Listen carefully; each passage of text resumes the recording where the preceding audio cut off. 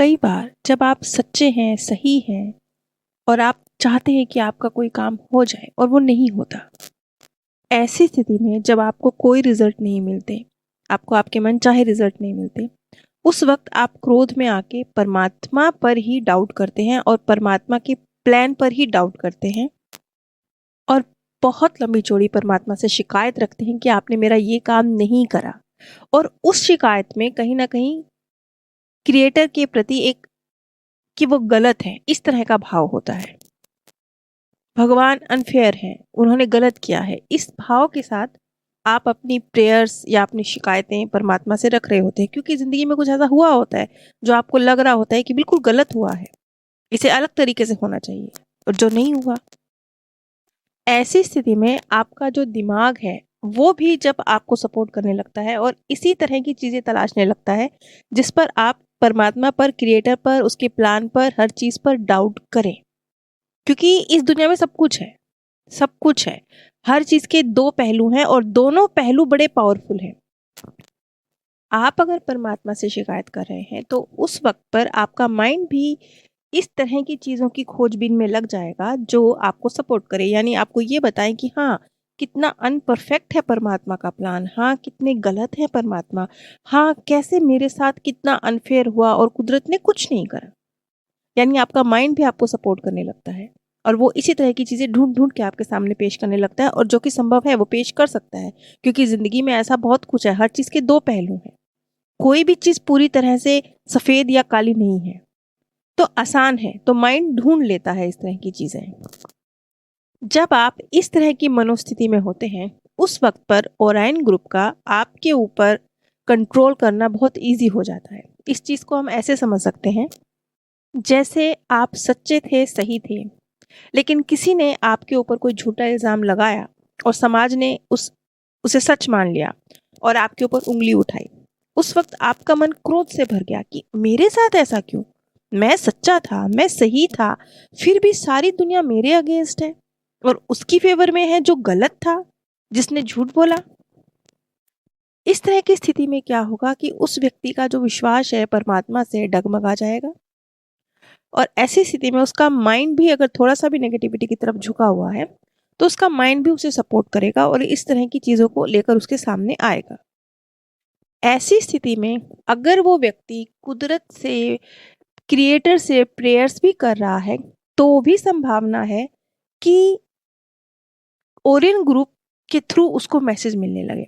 क्योंकि ऐसी घटना के बाद हो सकता है कि उसका मन इतना ज़्यादा गुस्से से, नफ़रत से, खीज से भर जाए कि वो ये बोलने लगे कि अगर मेरे सच्चे और सही होने से भी मुझे अपमानित ही होना पड़ेगा, तो ठीक है, फिर मैं गलत ही हो जाता हूँ। तो ठीक है, फिर मैं सबके साथ गलत ही करने लगता हूँ। क्योंकि मिलना तो अपमान ही है ना अच्छे होकर भी, तो ठीक है, मैं सबके साथ गलत ही करूँगा। और वो व्यक्ति परिवर्तित होने लगता है और वो थोड़ा-सा रूड हो जाता है। वो उसे लगने लगता है कि अगर वो सामने वाले के साथ गलत कर रहा है तो ठीक है, इससे कोई फ़र्क नहीं पड़ता। हम सही करते हैं तो भी हमें क्या मिल जाता है। इस भाव के साथ वो जीवन में आगे बढ़ने लगेगा। तो ऐसी स्थिति में उसका माइंडसेट नेगेटिविटी की तरफ झुकने लगा है। ऐसी स्थिति में ओरियन ग्रुप का उसके ऊपर कंट्रोल करना, अपने मैसेज उसके माइंड में डालना ईज़ी हो जाएगा। इसलिए अगर ओराइन ग्रुप आपसे संपर्क कर पा रहा है, तो वो इसलिए क्योंकि आप भी नेगेटिविटी की तरफ झुके हुए हैं। अगर ऐसा नहीं है, अगर आप क्रिएटर के प्रेम की तरफ झुके हुए हैं, तो ओराइन ग्रुप टारगेट करने की सोचेगा ही नहीं। क्योंकि वो तो खुद ऐसे लोगों से भागता है जो परमात्मा की रोशनी और प्रेम में है। क्योंकि अगर ओराइन ग्रुप कोई व्यक्ति जो बहुत ज़्यादा क्रिएटर के प्रेम में है, उसके संपर्क में आता है, तो बहुत हद तक संभावना, जो कि बहुत कम केस में होता है, ऐसी भी होती है कि वो उस ओराइन ग्रुप की जो सदस्य है, उसकी सोल को अपने अंदर कैद कर ले। और उसके बाद जब वो व्यक्ति एक पूरा जीवन जिएगा, मृत्यु को प्राप्त होगा, तो उसके बाद जहाँ से उसकी जर्नी शुरू होगी, यानी वो फिर से वो पृथ्वी पर ट्रैप हो सकती है, ओराइन ग्रुप की सोल। इसलिए ओराइन ग्रुप की आत्माएं ऐसा रिस्क कभी लेंगी ही नहीं कि जो आत्माएं क्रिएटर के प्रेम में बहुत ज़्यादा हैं, वो उन पर कंट्रोल करने की, उन तक अपने मैसेज पहुंचाने की कोशिश करें।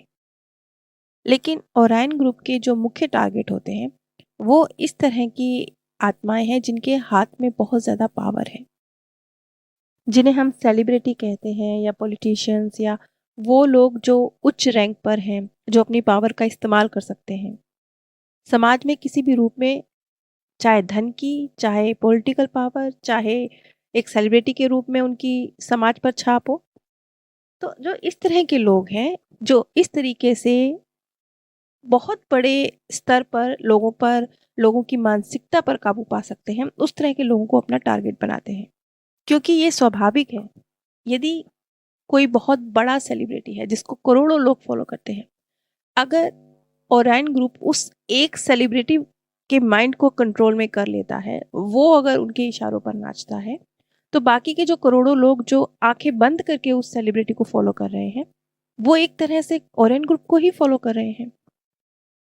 इसी तरह से जो पॉलिटिशियंस हैं या इंडस्ट्रियलिस्ट हैं, इस तरह के लोग जिनके पास धन की पावर है या मीडिया की पावर है, इन दो पावर्स के थ्रू वो भी करोड़ों लोगों पर काम कर सकते हैं, करोड़ों लोगों के माइंड को एक साथ काबू कर सकते हैं।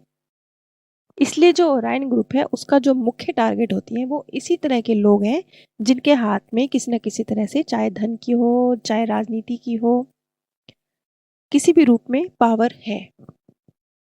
और इसके साथ साथ ओराइन ग्रुप जो बहुत प्योर पॉजिटिव चीज हो सकती थी, उसको भी नेगेटिव तरीके से प्रेजेंट करके उसके थ्रू भी लोगों पर काबू करने की कोशिश करते हैं।